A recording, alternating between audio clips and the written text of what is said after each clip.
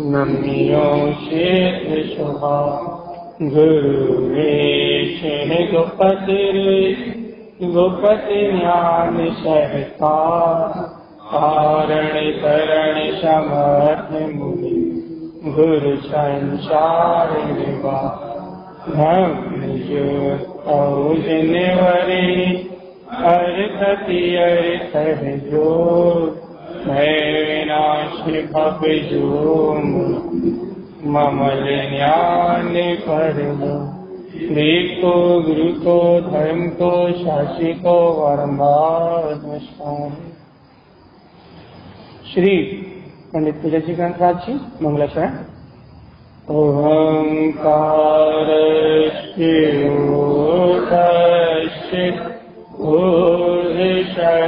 भाव शाश्वतम् वेद स्वामी तेष्ठते ज्ञानमयं शाश्वतं भवम्।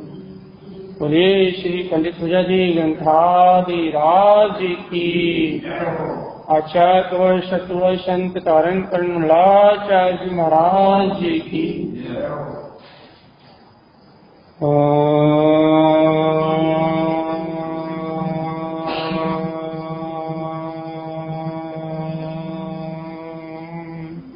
नमः सिद्धं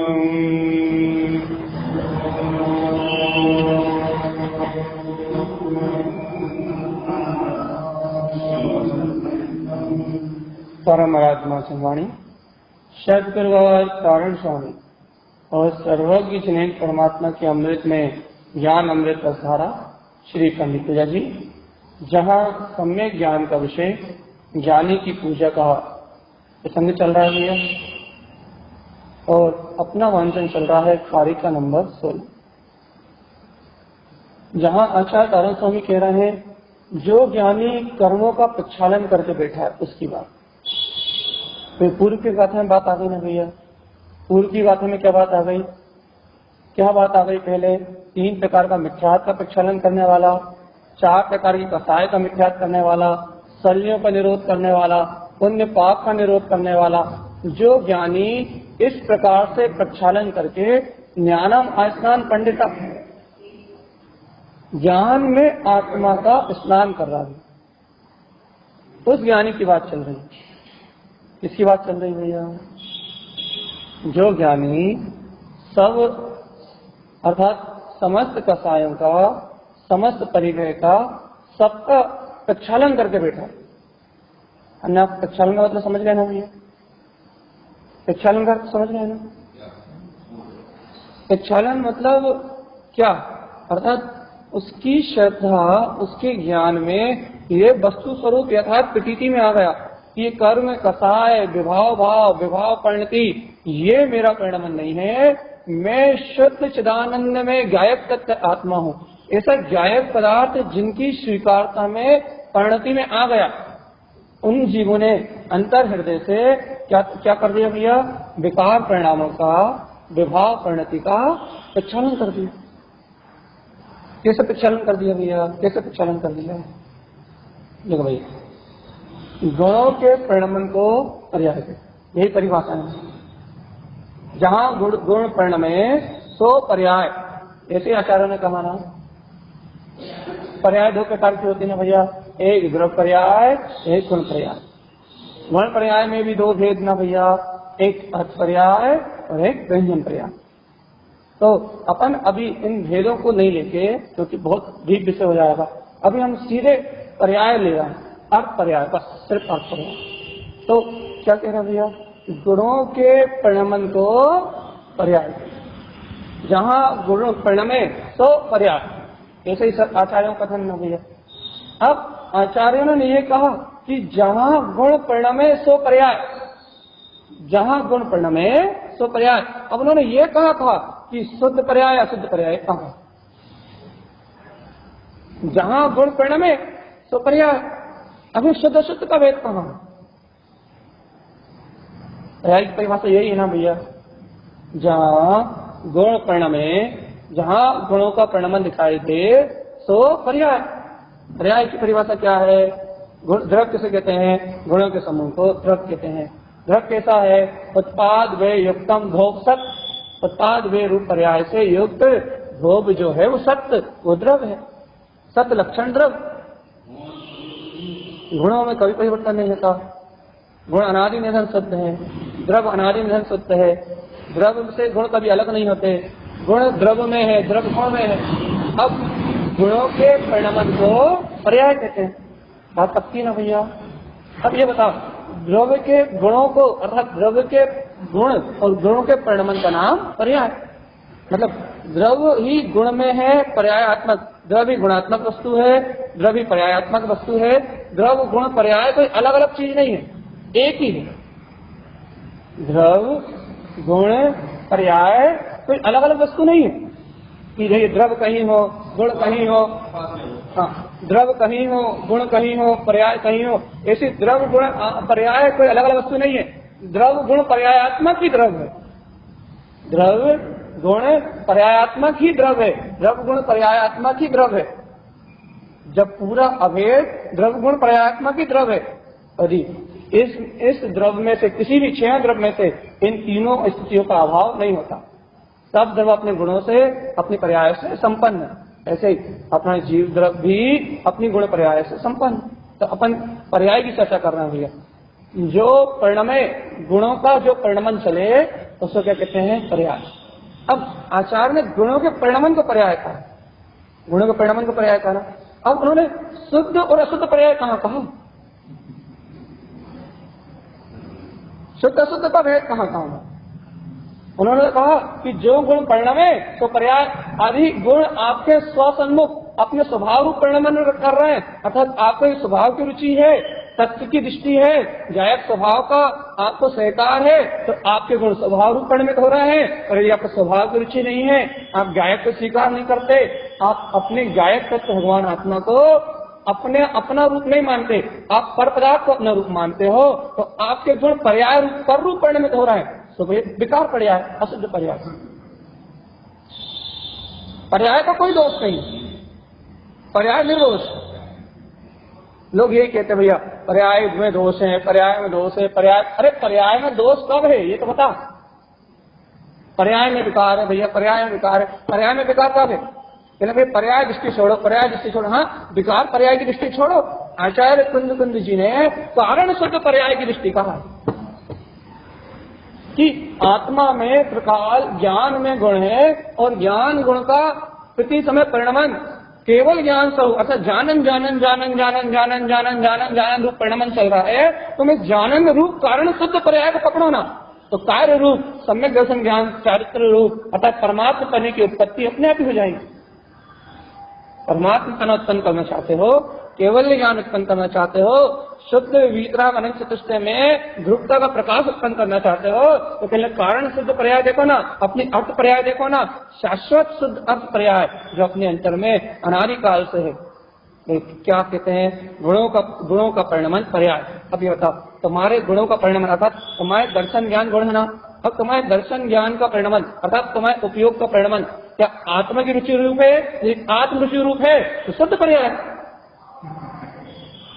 और ये तुम्हारे गुणों का परिणमन, तुम्हारे उपयोग का परिणमन यदि संसार की रुचि रूप है तो अशुद्ध पर्याय। अब इसमें आचार्यों की क्या गलती रह गई? इसमें आचार्य भगवान की कहाँ गलती रह गई? इसमें आगम की क्या गलती रह गई भैया? इसमें सिद्धांत में कहाँ चूक हो गई? जहाँ सिद्धि हो उसे सिद्धांत कहते हैं। तो भैया सिद्धांत में कहाँ गलती रह गई?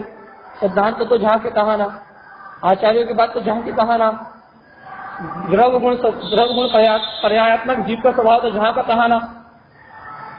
तो अब गलती कहाँ रह गई? गलती तो अपनी रुचि में रह गई नहीं,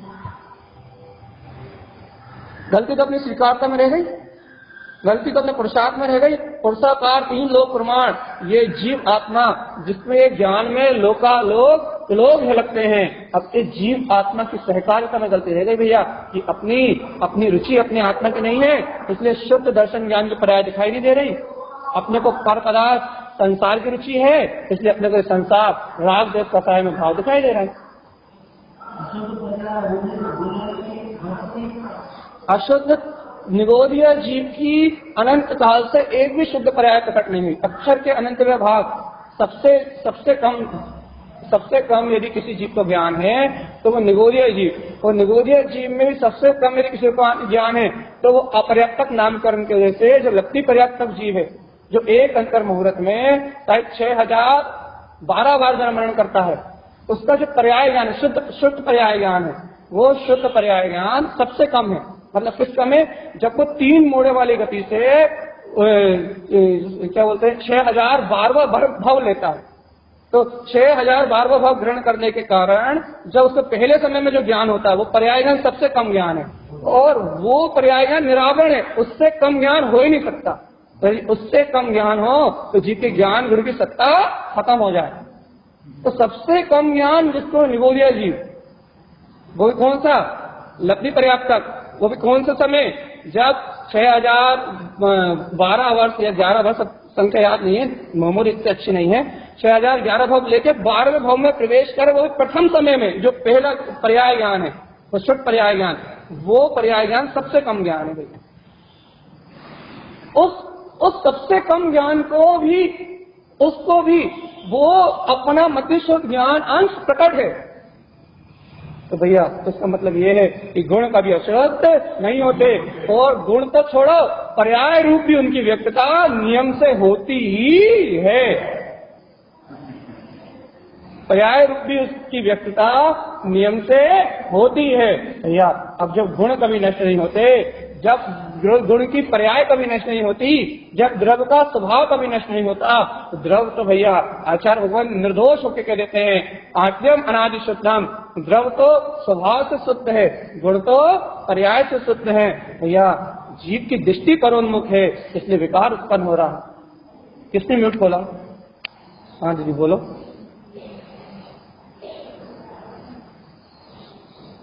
हाँ रसपर्याय ध्यान नहीं करता। लब्धि पर्याप्तक जीव पर्याप्तक हो जाता है, निगोद में अपर्याप्तक मतलब स्वाक्षोश्वास नहीं बनता, तो स्वाक्षोश्वास और शरीर पर्याप्ति पूरी हो जाती है, लब्ध पर्याप्तक जीव पर्याप्तक हो जाता है। अंतर मुहूर्त में सिद्धांत की है कि वो पर्याप्तक होगा ही होगा, नियम से होगा। 6012वें भर के बाद वो पर्याप्तक हो जाएगा, उसकी उत्कृष्ट आयु एक अंतर मुहूर्त रह जाएगी। ठीक है।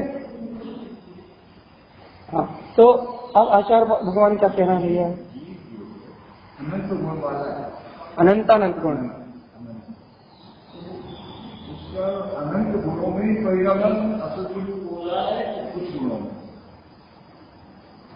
आत्मा के सिर्फ कुछ गुण विकार रूप परिणमन होते हैं। दर्शन ज्ञान चारित्र रूप जो अपन ऊपरी गुण देख रहे हैं ना, सिर्फ ये गुण बहुत विकार रूप परिणमन होते हैं। और दर्शन ज्ञान उपयोग इसका विशेष लक्षण होने के कारण से इसके दर्शन ज्ञान रूप गुण विकार रूप परिणमित होते हैं। इस कारण से ये अनंत गुण विकार में दिखाई देते हैं, बाकी गुण विकार में परिणमित होते ही नहीं, सिर्फ दिखाई देते हैं। तो भाई जैसे आप आंखों में काला चश्मा लगा लो, उपयोग आपना की आंख है ना, आप आंखों में काला चश्मा लगा लो तो इस सूर्य का जगमगाता प्रकाश भी आपको धुंधला धुंधला काला काला दिखाई देने लगे, जबकि सूर्य का प्रकाश काला नहीं है।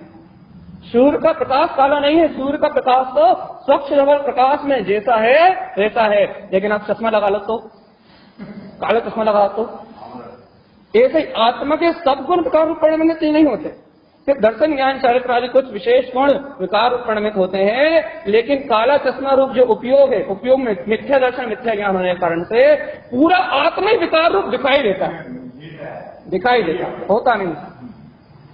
वहां सूक्ष्म सी बातें हैं, सूक्ष्म ज्ञान की बातें हैं। आत्मा की यदि साधना करना है, यदि आप सत्य की साधना करना चाहते हो तो भैया इन सूक्ष्म बातों को ग्रहण करके आप श्रद्धान को पक्का करो, अपना श्रद्धान पक्का करो, अपने अंतर में अपने ज्ञान विज्ञान में अपना श्रद्धान पक्का करो। भैया अपन तो वो शुद्ध बुद्ध अनंत द्रव्य गुण पर्याय में वो ध्रुव केवल ज्ञान में शक्ति है, अपने अंतर विकार नहीं। यदि अपने को अंतर की रुचि है तो अपने गुण स्वभाव रूप शुद्ध पर्याय रूप परिणमित हो रहे हैं, और अपने को बाहर की रुचि संसार की रुचि है तो अपने गुण विकार रूप परिणमित हो रहे हैं।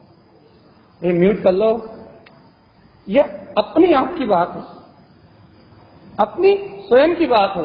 भैया अपने गुण अपन चाहें भैया स्वभाव रूप परिणमित हो जाए, अब भी आ जाए, अपन चाहे तो अपने गुण अभी विभाव रूप में चल जाए। तो गुणों के परिणामन को पर्याय कहते हैं। पर्याय निर्दोष है, पर्याय का कोई अपराध नहीं, आपकी रुचि का अपराध है। पर्याय अपनी तत्व की योग्यता से प्रकट हो रही है, जैसे कर्म बने हैं वैसी पर्याय चल रही है, पर्याय का कोई दोष नहीं। हाँ दीदी जल्दी बोलो। और म्यूट किसका खुला है पिलो?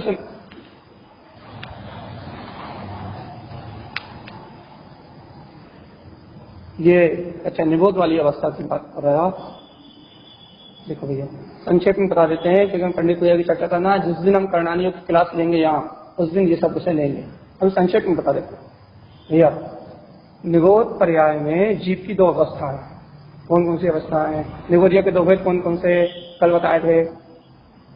चलो हम बता रहे सूक्ष्म। हाँ अभी तो अपन निगोध अकेले की बात कर रहे हैं, कर उसकी बात कर।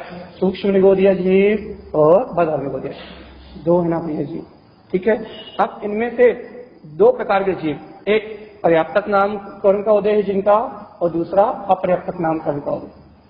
तीन भेद होते हैं वैसे, निमित्त पर्याप्तक भी होते हैं, लेकिन अभी अपन बात चर्चा कर रहे हैं पर्याप्तक और अपर्याप्तक, ठीक है।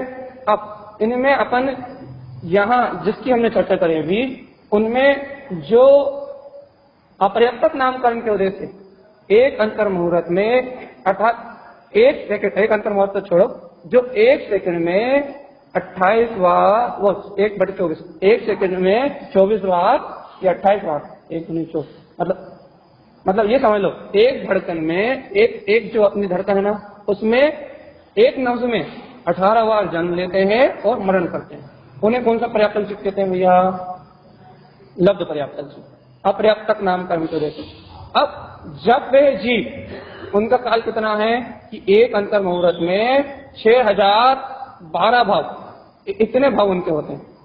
तो 6012 भाव पूरे करने के बाद वो नियम से वो या तो उनकी और पर्याय अन्य भावों की हो, जैसे उनकी तरस पर्याय की हो, या उधर तो वहां चले जाते हैं, तो वहां के अपने भाव पूर्ण करने चले जाते हैं।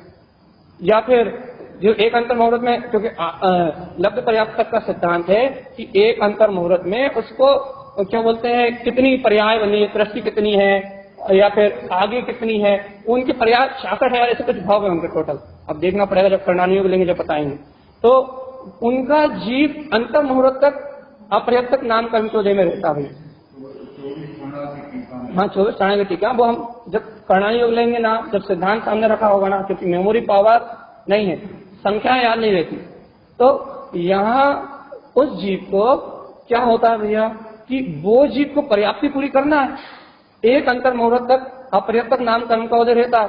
तो वो जीव, अभी हमने ये सिद्ध किया कि वो जीव जब 6011 भाव पूरे कर लेता है, तो 6012 भाव पूरा करने वाला जो जीव मोड़ सहित 3 मोड़ वाली गति से जाता है, सीधा नहीं, रिजु गति से नहीं, 3 मोड़े वाली गति से जाता है, फिर ऐसा होता है, फिर ऐसा होता है, फिर ऐसा होता है। तो उसकी पहले समय में जो सबसे कम ज्ञान है उसे पर्याय ज्ञान कहते हैं। उससे कम ज्ञान किसी जीव को इस तीनों लोकों में नहीं हो सकता। शुद्ध ज्ञान का वो अंश, वो निरावरण है, उससे कम ज्ञान इस लोक में किसी जीव को नहीं हो सकता। ये बात हमने यहाँ बताई थी भैया, और ये बात हमने इसलिए बताई थी, क्यों बताई थी कि जीव की गुण की सत्ता और उसके पर्याय की सत्ता हमेशा प्रकाशित ही है, उसको कभी नष्ट नहीं किया जा सकता। इस प्रकार से ये जीव अनंत ज्ञानवान, अनंत ज्ञान में शक्ति का धारी है। तो अपन अब अपने विषय को आगे बढ़ा रहे हैं। यहाँ आचार्य तारण स्वामी कह रहे हैं ये आत्मा ज्योति स्वरूप ज्ञान विज्ञान में वाला है। अच्छा बताओ, दीपक की ज्योति में क्या गुण है भैया? आप एक दीपक जलाते हो, उसकी ज्योति में क्या गुण है? हाँ नहीं, ज्योति, हाँ ऊर्ध्वगमन है, और कौन से गुण है? एक आप ज्योति, दीपक की ज्योति जलाते हो, उसमें कौन कौन से 3 गुण है भैया? हाँ, एक प्रकाश, दूसरा नहीं, ज्योति में 3 गुण है भैया, एक दाहक, एक पाचक और एक प्रकाशक। 3 गुण है नहीं। आप दाहक मतलब दमन करती है, करती नहीं करती। आप यदि ज्वाला जलाओगे, दीपक की ज्योति जलाओगे तो दाहक, दूसरा पाचक, पचाती भैया, पाचक, दाहक और प्रकाशक। ज्योति में 3 गुण है भैया, 3 गुण है नहीं है। जहां भी दीपक जलाओगे, ज्योति जलाओगे, ये तीनों गुण प्रकट होते नहीं होते। इसलिए आत्मा को ज्योति स्वरूप कहा गया। ज्योति स्वरूप भैया, इस आत्मा में 3 गुण है। श्रद्धा, श्रद्धा का गुण भैया, श्रद्धा का गुण कर्मों को दाहक, श्रद्धा का गुण पाचक, जीव को भैया पचाता है कि तू भगवान आत्मा है। ज्ञान का गुण भैया दाहक, कर्मों को नाश करता है, जानता है कि तू गायक में आत्मा है भैया। और भैया यही भैया प्रकाशक गुण, चारित्र का गुण, वो श्रद्धा का गुण प्रकाशक, और चारित्र का गुण भैया विकारों को नाश करने वाला। ऐसे ये आत्मा ज्योति स्वरूप है। ये आत्मा को ज्योति स्वरूप क्यों कहते हैं? अपन उपमा तो दे देते हैं, वे आत्मा ज्योति स्वरूप है, ज्योति स्वरूप है, ज्योति स्वरूप है। क्यों ज्योति स्वरूप? क्योंकि प्रकाशक का गुण है वो। ज्ञान प्रकाशक की शक्ति है, वो अंधकार को मिटाता है। आत्मा की श्रद्धा पाचक है, ये ग्रहण कराती है कि तू गायक ही है, तू वीतराग स्वरूप वाला ही है। और भैया दाहक का गुण चारित्र, विकारों का नाश करता है, विकारों को नष्ट करता है। ज्ञान मात्र को ज्योति नहीं कहा जाता। ये तीनों गुण जहां सम्मिलित होते हैं वहां ज्योति स्वरूप आत्मा कहा जाता है। अपन तो समझते हैं भैया कि ज्योति स्वरूप कह रहे हैं मतलब ज्ञान कह रहा है। ज्ञान अकेला नहीं है, वहां ज्ञान में श्रद्धा है, श्रद्धा के साथ चारित्र है, वहां ज्योति स्वरूप आत्मा है। तो दाहक, पाचक और प्रकाशक तीनों शक्तियां प्रकट है। ऐसा सम्यक दर्शन ज्ञान चारित्र में ये आत्मा ज्योति स्वरूप है। तो गुरुदेव क्या कह रहे हैं भैया? वस्त्रम च धर्म सद्भाव। क्या करो भगवान आत्मा? कौन से वस्त्र पहनना अपने को? कौन से वस्त्र पहनना है? आचार्य तारण स्वामी को कहना है वस्त्रम च धर्म सद्भाव। क्या करेगा ये जी? कौन से वस्त्र पहनेगा?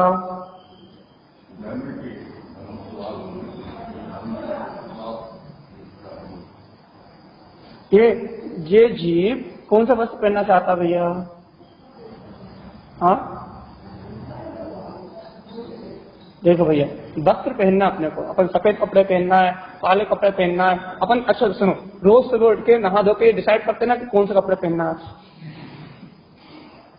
आप ये बताओ, रोज सुबह उठते से अलमारी के सामने खड़े होके, गोदरेज के सामने खड़े होके डिसाइड करते ना कि आज भैया पार्टी में जाना है तो कौन से कपड़े पहनना है, आज रिसेप्शन में जाना है तो कौन सा पहनना है।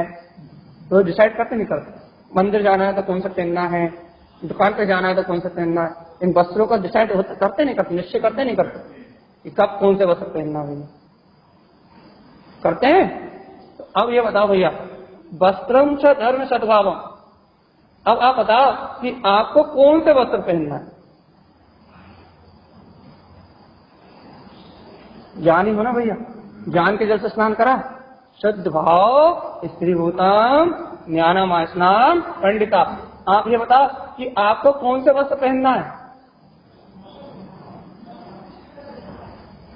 देखो गुरु महाराज बता रहे हैं भैया, इस श्लोक में यदि धारण करने योग्य यदि कोई वस्तु है तो शुद्ध धर्म, वीतराग धर्म, जो अपना गायक स्वभाव भैया, निर्ग्रंथ जो आचरण है अपने आत्मा का, सभी ग्रंथियों से मुक्त, वो धर्म रूपी वस्त्र ही इस आत्मा के धारण करने योग्य वस्त्र। ये कपड़े पहनने वाला आत्मा नहीं है। ये अपन सोचते हैं भैया, अपन थोड़ा कपड़ों का डिसाइड करते हैं कौन से कपड़े पहनना है, कौन से कपड़े पहनना है। लेकिन वीतराग जिन शासन कहता है कि निर्ग्रंथ जो वीतराग धर्म है वो ही आत्मा को धारण करने योग्य, कपड़े धारण करने योग्य आत्मा है ही नहीं, शरीर धारण करने योग्य आत्मा है ही नहीं। यदि शरीर मिला है तो ये आत्मा निर्ग्रंथ होने के लिए है, ग्रंथियों को पालने के लिए नहीं। पंचशैल का त्याग करने के लिए। आपने ज्ञान संस्कृत का स्वाध्याय किया होगा तो गुरु महाराज ने पंचशैल परिणामों का त्याग बताया। पंचशैल अर्थात वस्त्र रूप, अर्थात अंडज, गुंडज, रोमज, चर्मज, इन राग परिणामों का त्याग, इनके रस का त्याग, पर पर्याय के रस का त्याग, इन रस का, इस पंचशैल का त्याग करके वस्त्रम च धर्म सद्भावम, निर्गंथ होने का नाम जैन धर्म। तो भैया अपन सफेद कपड़े पहनने वालों को धर्मात्मा समझ रहे हैं, तो भैया क्या कपड़े उतारने वालों को, अरे कपड़े उतार के प्रिय से रोज घूमते हैं, उन्हें धर्मात्मा समझ रहे हैं, वो भी नहीं है। फिर निर्ग्रंथ होने का नाम जैन धर्म है। अंतर से ग्रंथियां टूटे, अंतर से चिंताएं टूटे, अंतर से कर्तव्य बुद्धि टूटे, अंतर से ममत्व बुद्धि टूटे, अंतर से एकत्व बुद्धि टूटे, निर्ग्रंथ की भावना उत्पन्न हो तो वस्त्रम च धर्म सद्भाव, ये धर्म रूपी वस्त्र ये धारण करने की प्रेरणा आचार्य तारण स्वामी दे रहे हैं। यदि इस निर्ग्रंथ के ऊपर चर्चा की जाए तो 2-4-6 दिन चर्चा हो तो खत्म ना हो। क्यों? वीतराग चिन्ह धर्म इस निर्ग्रंथता पे, इस वीतरागता पे, इस पे टिका हुआ भैया। और आचार्य तारण स्वामी कह रहे हैं इस आत्मा का यदि कोई वस्त्र है तो वो निर्ग्रंथता है। धर्मम च वस्त्र सद्भाव, धर्म रूपी वस्त्र को धारण करना भैया। इस निर्ग्रंथ साधु जो धर्म रूपी वस्त्र को धारण करते हैं, आवरणा रत्नाश्रयम, यदि इस आत्मा को कोई आभूषण पहनने योग्य है तो सम्यक दर्शन ज्ञान चैताणी मोक्ष मार्ग, रत्नात्रय के आभूषण ही इस आत्मा को धारण करने योग्य। लेकिन भगवान अपन तो सोना चांदी हीरे मोती के जेवर पहन के अपने मान का पोषण करने में लगे भैया। हमारे पास इतना धन, हमारे पास इतनी दौलत, हम इतने सुंदर दिखते हैं, हमारे पास इतने जोड़ी चप्पल, इतने जोड़ी मोजे, इतने जोड़ी सूट, हमारे पास इतने जोड़ी कपड़े, हम इसका ही निर्धारण कर रहे हैं। और जो आत्मा के धारण करने योग्य नहीं, अपन जो आत्मा के धारण करने योग्य नहीं है उन वस्त्रों को या उन आभूषणों को पहन के शोभा मान रहे हैं। अतः सोने की एक चेन यदि गले में लटक रही हो 10-15-20 तोले में क्या होता है ना, आजकल 25-25 तोले 50-50 तोले की चेन गले में लटक रही है। यदि एक चेन यदि सोने की गले में लटक रही हो, बढ़िया जंजीर जैसी बड़ी मोटी, छाती कैसी खुलती है हमारा, तो एक तो यदि सोने की चेन हो, हाथ में कड़ा हो, कान में कुंडल हो, भैया कितना अच्छा लगता है। ये वैभव दिखा रहे हैं अपन, सोने का, चांदी का, हीरे का, मोती का, ये वैभव दिखा रहे हैं अपन दुनिया को, गाड़ी का, बंगले का, कपड़ों का, ये वैभव दिखा रहे हैं अपन दुनिया को।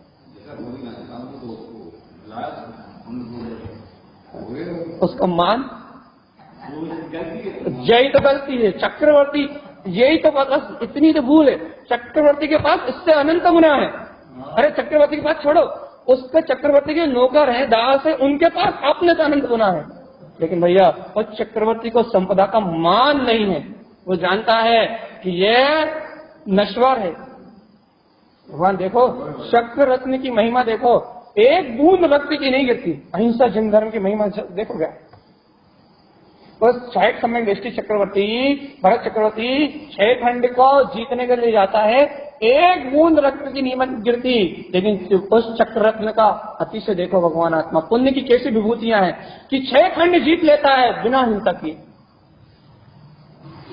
भगवान आत्मा उस चक्र रत्न को देख के अपने आप ही सब राजा नतमस्तक हो जाते हैं, अपने अपने मुकुट समर्पित कर देते हैं, अपनी अपनी पुत्री से विवाह कर देते हैं, इसलिए 96,000 रानियों का स्वामी हो जाता है। मलिक खंड की भी और सारे सब जगह से धर्म पत्नी लेके आता है। लेकिन भैया काक बीट प्रतीत होता है कि काक बीट मतलब कौए की पोटी, जो न लीपने की न पोतने की, ऐसा दिखाई देता तो 6 खंड का भोग।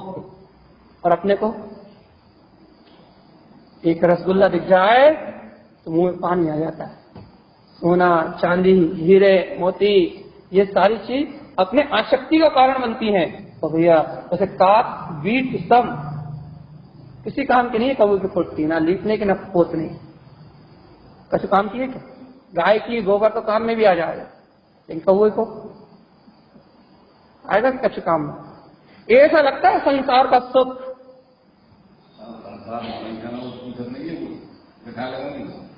अब भगवान आत्मा यही तो, संसार आपको पूछे, आपको ये चिंता है, केवल आपको पूछना है, आपको ये चिंता नहीं। इस संसार के मिथ्या दृष्टि मोही जीव, पापी व्यसनी जीव आपको पूछे, आपको इसकी चिंता है, तो केवल यानी भगवान पूछ रहे हैं कि तुझसे दे, मेरे ऐसा है, मेरे बगल में आके बैठ, उनकी चिंता नहीं है भैया। संसार की पूछ लगा रखे हैं और भगवान की वाणी को नहीं सुन रहे। संसार की पूछ में पूछ रहे हैं और अपने केवल ज्ञान में, अंतर चतुष्टय में आत्मा को नहीं जान रहे। भैया स्वीकार कर लो ना, अरे अंतर आत्मा से श्रद्धा तो कर लो कि वास्तव में इस आत्मा के लिए धर्म रूपी रतन तो वस्त्रम च धर्म सद्भावम, धर्म रूपी वस्त्र ही इस आत्मा के धारण करने योग्य। निर्ग्रंथता ही मेरी आत्मा के लिए श्रेष्ठ है। श्रद्धा तो कर लो, आज निर्ग्रंथ हो पाओ या नहीं हो पाओ, वीतराग जिन शासन की श्रद्धा तो कर लो, भावना तो कर लो, सच्चा विश्वास तो कर लो कि धर्म रूपी वस्त्र ही धारण करने योग्य है। राग देश कसाई कपड़े धारण करने योग्य नहीं है। निर्ग्रंथ वीतराग पद ही धारण करने योग्य। कम से कम अंतरात्मा स्वीकृति तो दे दो, सम्यक श्रद्धा हो जाएगी। क्या रत्नात्रय रूपी रत्न ही मात आभूषण, रत्नात्रय के आभूषण ही पहनने योग्य है। ये सोना चांदी हीरे मोती कंकड़ पत्थर हैं, इस भाव के बाद मिलने वाले नहीं हैं। बताओ, तुम्हारे सामने गाय भैंस मक्खी मच्छर ये सब उड़ते रहते हैं, ये कौन सा सोना खाते हैं, कौन सा चांदी पहनते हैं, कौन सा हीरा मोती को। यदि गाय के सामने हीरे रख दो और घास रख दो तो क्या लेगी गाय? पेट भरने के लिए घास तो ले लेगी भैया, लेकिन हीरे नहीं लेगी। तो मतलब ये ग्रहित मिथ्यात्व पालने के लिए मनुष्य मिला है बस। देखो, ये ग्रहित मिथ्यात्व का पोषण करने के लिए मनुष्य बना है बस। हीरे अपने, मोती अपने, घर अपना, दुकान अपना, मकान अपना, गाय के सामने रखो, अब सोना चांदी वो नहीं लेगी भैया। अरे वो नोटों की गड्डी रख दो। हम कह रहे 10-20 करोड़ रुपए की ढेर लगा दो और सामने घास का ढेर लगा दो, गाय काय खाएगी? घास खाएगी या 2-2 हजार के नोट खाएगी? मनुष्य तो विवेक में ना पशु के समान में। यदि मनुष्य के सामने मनुष्य भोजन छोड़ के पहले हीरे खाने के लिए दौड़ेगा। वो कहेगा हीरे जेब में रख लो, भोजन तो मिल ही जाएगा। भोजन कहाँ जाएगा? वासना। देखो हम एक बहुत अच्छा सिद्धांत, अचूक सिद्धांत बता रहे हैं। जीव भोजन का भोग नहीं करता, जीव पदार्थों में वासनाओं का भोग करता। देखो भैया, पेट तो दाल रोटी खाने से ही भरता है और पेट तो 56 प्रकार के व्यंजन खाने से ही भरता। ये आत्मा नहीं खाता, आत्मा भोजन नहीं करता। भूख लगती है तो पेट में घास भी डाल दोगे तो भरा जाएगा, दाल रोटी भी डाल दोगे, सादा स्वच्छ सात्विक भोजन भी डाल दोगे, पेट भरा जाएगा। लेकिन अवश्य खाने की लालसा कौन पैदा करता है? ये वासना। जीव वासनाओं का भूखा है। पेट की भूख तो कर्मदेह से लगती है, लेकिन वासनाओं की भूख जीव की स्वयं की आसक्ति है, जिनमें कर्म निमित्त हैं। और जीव इन आसक्ति, इन्हीं को तो कसाय कहा, वासनाओं की वृद्धि कसाय। जीव वासनाओं का भोग करता है। इसके अंतर में इन कसायों की इतनी अत्यधिक वासना है कि उन वासनाओं के द्वारा यदि भोजन और हीरे रखे होंगे तो हीरे खाने की वस्तु नहीं है, ये भोजन छोड़ देगा, हीरे लेने चला जाए। पता है ना, ज्ञान है, ज्यादा बुद्धि है ना, तो ये हीरों से तो भोजन मिल सकता है। वासना। और भैया यदि कोई 10-20 दिन का 50 दिन का भूखा हो, यदि मरुस्थल में हो तो वही हीरे कचरा हो जाएंगे। यदि मरुस्थल में हो, प्राण कंठ में अटक गए हो और सामने पानी रखा हो और सोने चांदी रखे हो, कोई क्या पता दोनों में से एक ही ले सकते हो। मरण सन स्थिति में है। यदि महालोभी होगा तो महा भी सोने को अपनाएगा, लेकिन थोड़ा बहुत कोई समझदार होगा तो भैया क्या करेगा? भैया मरण सन अवस्था है, पानी पी लो और प्राण बचाओ। सोना छोड़ देगा, पानी पी लेगा। जिस समय जैसी वासना है भैया, सोना छोड़ के पानी पीना ये तो आवश्यकता है। तो समय का विवेक काम कर रहा है भैया। ऐसे ही अपने घर में 7 पीढ़ियों तक की व्यवस्था है। अपन चाहें तो आज से बिल्कुल फ्री होके बैठ जाए ना, कुछ ना करें तो भी अपना बढ़ाने वाला नहीं है। लेकिन भैया हम नहीं करने की बात नहीं कर रहे। जैन धर्म अकर्तावाद कहता है, लेकिन नहीं करना नहीं कहता। लेकिन हम नहीं करने की बात नहीं कर रहे, लेकिन अपने अंदर आसक्ति इतनी है कि कोई जरूरत नहीं है, लेकिन हम फिर भी भाग रहे हैं, फिर भी अपन निरंतर भागते जा रहे हैं। भैया अपने को यदि भगवान की वाणी प्रिय लग जाए, भगवान की वाणी का बोध हो जाए, भगवान की वाणी का ज्ञान हो जाए, भगवान यदि यह अपने को स्मरण आ जाए, मैं तो इन सब पर पदार्थों से भिन्न जायत तत्व भगवान आत्मा ही आवरणम रत्नात्रय। कौन सा आभूषण अपने? सम्यक दर्शन, ज्ञान और चारित्र्य, ये आभूषण अपने हैं। रत्नात्रय के आभूषण अपने हैं। ये अच्छे लगते हैं? एक आध बार बता दो भैया, सम्यक दर्शन अच्छा लगता है? मैं इन पर पदार्थों से भिन्न सुख स्वरूपी गायक आत्मा, इतनी सी प्रतीति बस, ये संसार दुख रूप है और मैं आत्मा सुख रूप हूं। इसे सम्यक दर्शन अच्छा लगता है? ऐसे रत्न को धारण करना अच्छा लगता है? गुरुदेव तो ये कह रहा भैया, आत्मा के वस्त्र वीतराग रूप निर्ग्रंथ धर्म रूपी स्वभाव है, आत्मा के आभूषण रत्नाकर रूपी रत्न है। तो गुरु महाराज पूछा, गुरु महाराज मुद्रिका भी तो पहनते हैं हम, वो कहने लगे मुद्रिका सम मुद्रा, वीतराग समता भाव में जो अपनी भावना है, साक्षी भाव में ज्ञाता दृष्टा भगवान आत्मा भैया, जगत का परिणाम अपनी तत्व समय की योग्यता से हो रहा है, तीनों काल का परिणाम अपनी वस्तु की व्यवस्था से, अपनी तत्व समय की योग्यता से हो रहा है भैया। लेकिन मैं जायत तत्व भगवान आत्मा, मैं ज्ञाता तत्व भगवान आत्मा हूँ, मैं वीतराग तत्व भगवान आत्मा हूँ भैया। यदि अपनी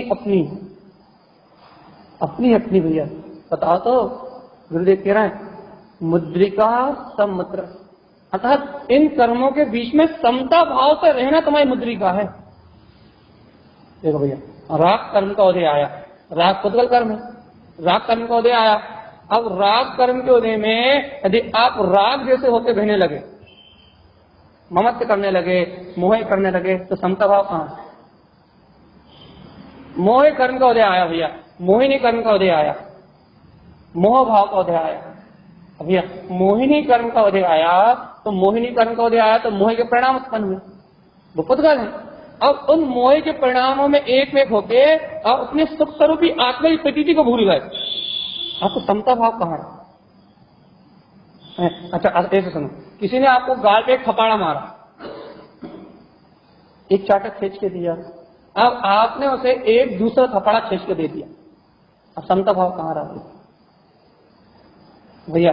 अच्छा एक थपाड़ा खींच के नहीं दिया तो भी समता भाव कहां है? कि भैया हमने उसे थपाड़ा नहीं मारा, हमारा समता भाव तो है नहीं है। क्यों समता भाव नहीं है? कि ना समता भाव तो तब था जब तू उस परिणमन का ज्ञाता होता। तूने मारा या नहीं मारा ये तो तेरी शक्ति की ही न दिखता है, तेरे पुण्य की ही न दिखता है। तूने मारा या नहीं मारा ये तो तेरी शक्ति की ही न दिखता है, ये तो तेरे पुण्य की ही न दिखता है, ये तो तेरे पास अभी पुण्य का उदय नहीं है, इसलिए शायद तूने नहीं मारा। वो तुझसे बलवान है इसलिए शायद तूने नहीं मारा। लेकिन भगवान तुझे ज्ञाता भाव कहाँ है?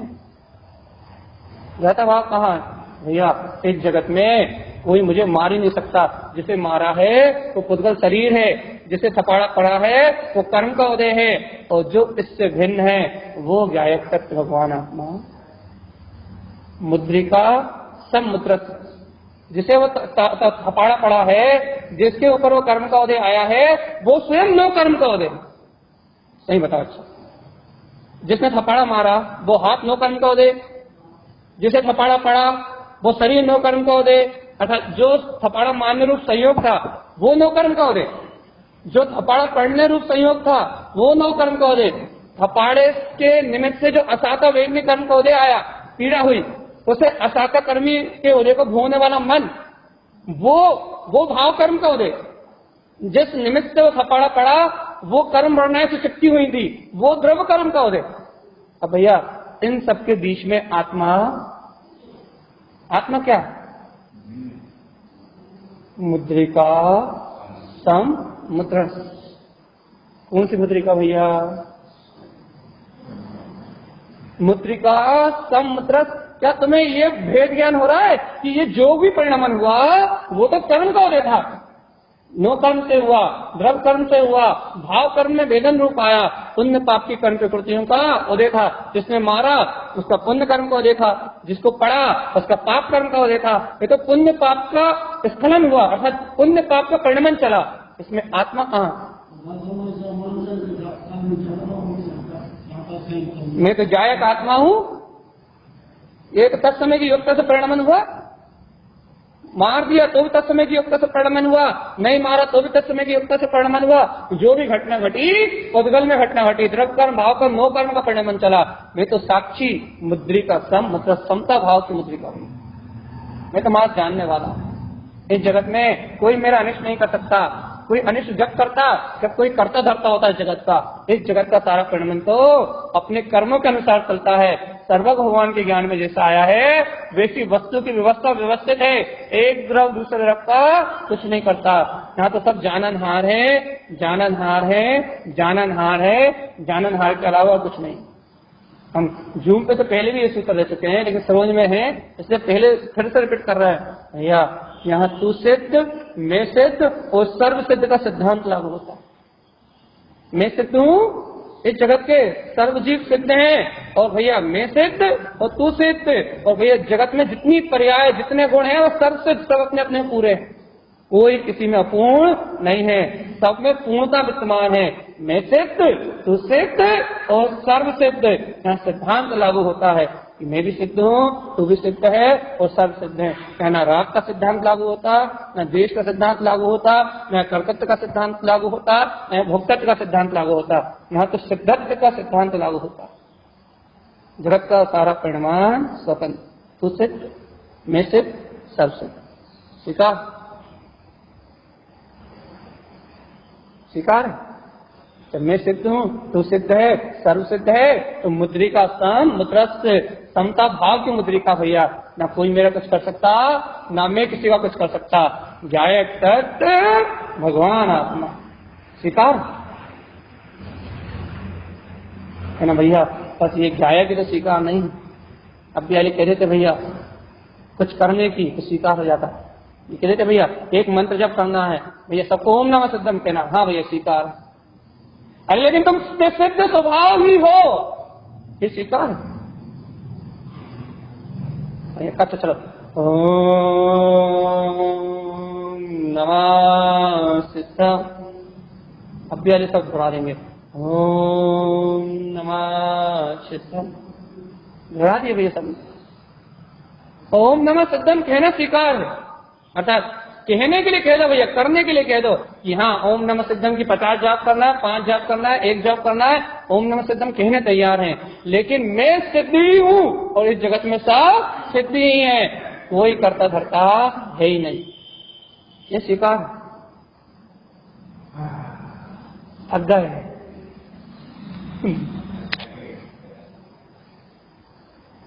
ये जिन सिद्धांत है, कर्ता बुद्धि थक जाएगी, भोक्ता बुद्धि थक जाएगी, पाप आसक्ति दिन भर मैं करता मैं करता मैं करता ऐसी मानता करने वाली बुद्धि थक जाएगी, हार जाएगी। ये जिन सिद्धांत है ये कर्तव्य बुद्धि को मिटाने वाले हैं, भोक्तत्व बुद्धि का नाश करने वाले हैं, ये पाप बुद्धि देह बुद्धि का विनाश करने वाले हैं। ये जिनेन्द्र भगवान के सिद्धांत हैं भैया। इन सिद्धांतों को अंगीकार करोगे तो मुद्रिका सम मुद्रा से समता भाव की मुद्रिका आएगी। और गुरु महाराज से कहते हैं भैया सेहरा मान लो। सेहरा बोलना सुनिए ना, सेहरा ज्ञान में सेहरा मान लो, आत्मा के ज्ञान का सेहरा मान लो। तो गुरु महाराज यहाँ उसे संक्षेप में कहते हैं मुकुटम ज्ञान मयम ध्रुवम। हे ज्ञानी ज्ञान में मुकुट को धारण कर, ऐसे समझो। हे ज्ञानी अपनी ज्ञान में सत्ता को ऊर्ध कर, हे ज्ञानी अपनी गायक में सत्ता को ऊर्ध कर। ज्ञानी तू ज्ञानी है, अपने ज्ञान में गायक में सत्ता को ऊर्ध कर। तू ज्योति स्वरूप आत्मा है, तेरे अंतर में श्रद्धान का पाचन गुण है, तेरे अंतर में ज्ञान का प्रकाशक गुण है, तेरे अंतर में चारित्र का दाहक गुण है। तू सब कर्मों को जलाने की शक्ति रखता भगवान। तू ज्योति स्वरूप आत्मा है। मुक्तम ज्ञान मयम ध्रुवम। तू ज्ञान में मुकुट को धारण कर ध्रुव, नहीं तो केवल ज्ञान में स्वभाव वाला आत्मा हो। देखो 4-1 मिनट और बचे बस। गुरु महाराज की गाथा पूरी हो गई, कल से अगली गाथा चलेंगे बस। इस जगत में सारा परिणाम 2 पायन बीच में, पता नहीं पते 2 पाटन के बीच में ये आत्मा पिस रही है। पुण्य पाप रूपी 2 पाटे चल रहे हैं और ये आत्मा पिस रही है। बस यदि अपनी धुरी से लग जाए, जो गेहूं जो बीज अपनी धुरी से लग जाता वो नहीं पिसता। जिसकी दृष्टि अंतरोन्मुख हो जाती है वो नहीं पिसता, लेकिन जिसकी दृष्टि पुण्य पाप में लगी रहती है तो पिस के चकनाचूर हो जाता है।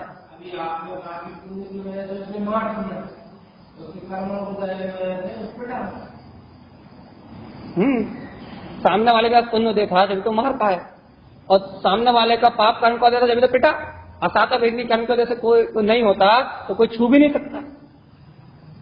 तो भैया सामने वाले के पास बल था, शक्ति थी, पुण्य का उदय था, तो उसने अपने बल शक्ति का प्रयोग करके दिया खींच के। और आपको असाता कर्म को देता, बल नहीं था, शक्तिहीन थे, तो भैया आप चुपचाप खा कर रहेगा पुण्य पाप को परिणाम। हाँ, भाव, शुभ भाव से, यदि आपकी कथाएं मंद है, आपके भाव शुभ हैं, तो आपका पुण्य का आश्रय बन रहा है। धर्म आयतन में आते हो, धर्म की शरण में भीतर वाणी सुन रहा है, तत्व निर्णय करते हो, वस्तु स्वरूप का चिंतन करते हो, तो पुण्य बनता है। लेकिन झूठ बोलने से दुकान चलती है, मायाचारी करने से घर चलता है, भोग करने से आत्मा को सुख मिलता है, यदि ऐसे परिणाम है पाप आश्रय होता है। भैया ईमानदारी से करो तो पुण्य, बेईमानी से करो तो पाप। देखो ईमानदारी से आप चूहे को मारने की दवाई बेच रहे हो, पुण्य मिलेगा या पाप? हाँ बताओ भैया, हम ईमानदारी से चूहे मारने की दवाई बेच रहे हैं, हम 2 रुपए की लाए थे, 2.25 रुपए की बेच रहे हैं, हम ईमानदारी से चूहे मारने की दवा बेच रहे हैं, पुण्य कर रहे हैं आप पाप? विवेक, ईमानदारी में विवेक चाहिए। जिन धर्म का सिद्धांत चाहिए, अहिंसा परमो धर्म की प्रतीति चाहिए, अहिंसा में जिन धर्म गायक तत्व का सिद्धांत चाहिए, प्रत्येक प्राणी मात्र पे करना चाहिए, मैं सिद्ध तू सिद्ध सर्व सिद्ध का सिद्धांत चाहिए, वस्तु स्वरूप की स्वीकारता चाहिए। तो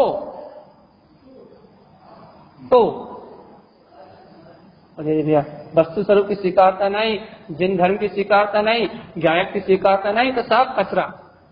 भगवान का शासन स्वीकार है तो सब कुछ अच्छे अच्छा है।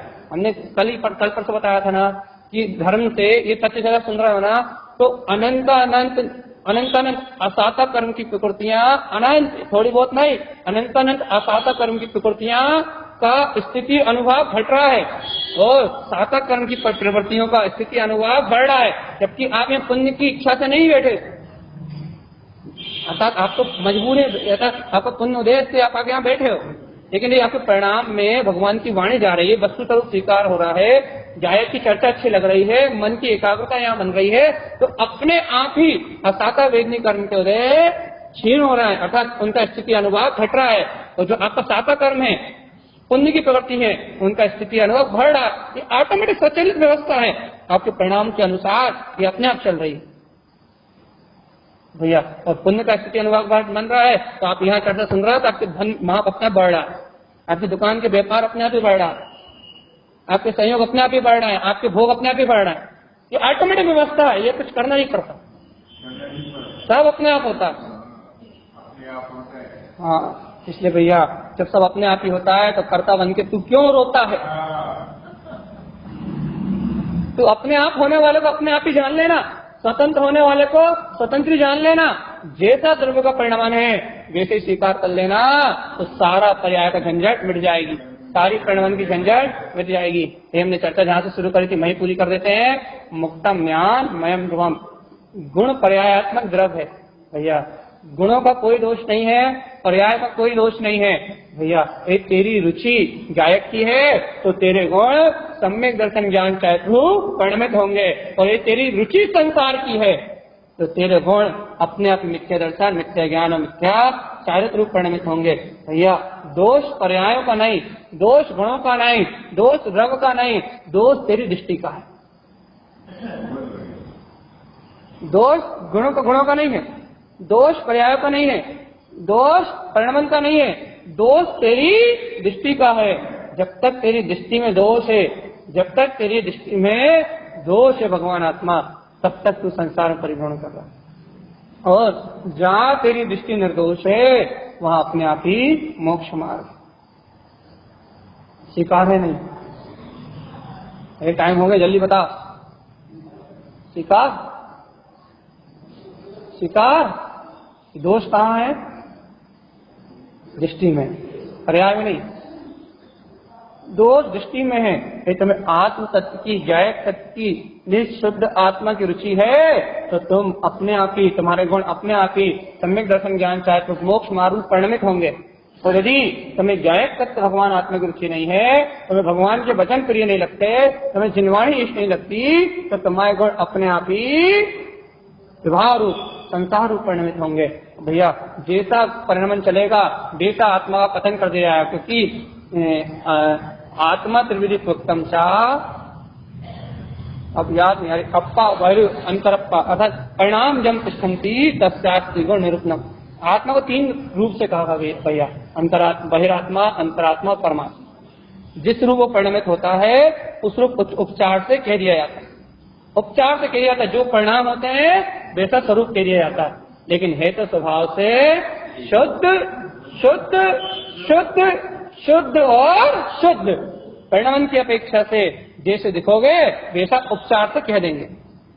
इसलिए भैया अपन सब धर्म रूपी वस्तु को धारण करें, रत्न तरह के आभूषण धारण करें, समता भाव रूपी मुद्रिका धारण करें,